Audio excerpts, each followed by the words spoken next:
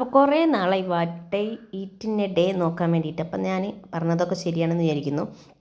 അപ്പോൾ നമ്മൾ സൺഡേ എന്തൊക്കെ തിന്നു എന്തൊക്കെ കുടിച്ചു എന്നാണ് പറയണത്. കാലത്തെനീറ്റ വശം തന്നെ ഒരു ഗ്ലാസ് ചൂടുവെള്ളം കുടിച്ചു. പല്ലേച്ച് മുറിയിക്കതിന് ശേഷം കേട്ടോ ചൂടുവെള്ളം കുടിച്ചത്. പിന്നെ ദാ പൊറോട്ട മേടിച്ചിട്ടിരിക്കുന്നുണ്ടായിരുന്നു തലേ ദിവസം. വേഗം ചൂടാക്കി ചിക്കൻ കറി ഉണ്ടായിരുന്നു.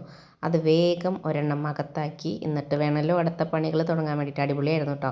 തലേ ദിവസം വാങ്ങിയോട് വെച്ച് ബാക്കി ഉണ്ടായിരുന്നു. അപ്പോൾ ചിക്കൻ കറി ഉണ്ടായിരുന്നു, വേഗം ചൂടാക്കി. പിന്നെ അതാ ഉച്ചയാകുമ്പോൾ ഞാൻ ഒരു അടിപൊളി ബിരിയാണി ഉണ്ടാക്കിയിട്ടുണ്ടായിരുന്നു. ദം ബിരിയാണി ആയിരുന്നു.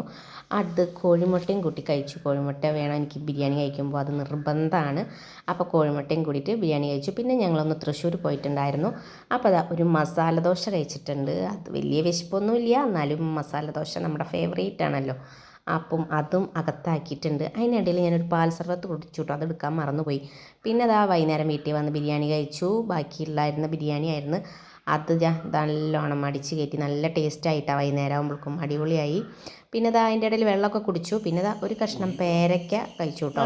അപ്പോൾ വലിയ മധുരം ഒന്നുമില്ല, എന്നാലും കഴിക്കാം, പേരയ്ക്കല്ലേ കഴിച്ചിട്ടുണ്ട് കേട്ടോ. അപ്പോൾ ഇന്ന് ഇത്രയൊക്കെയാണ് നമ്മൾ കഴിച്ചിട്ടുള്ളത് കേട്ടോ.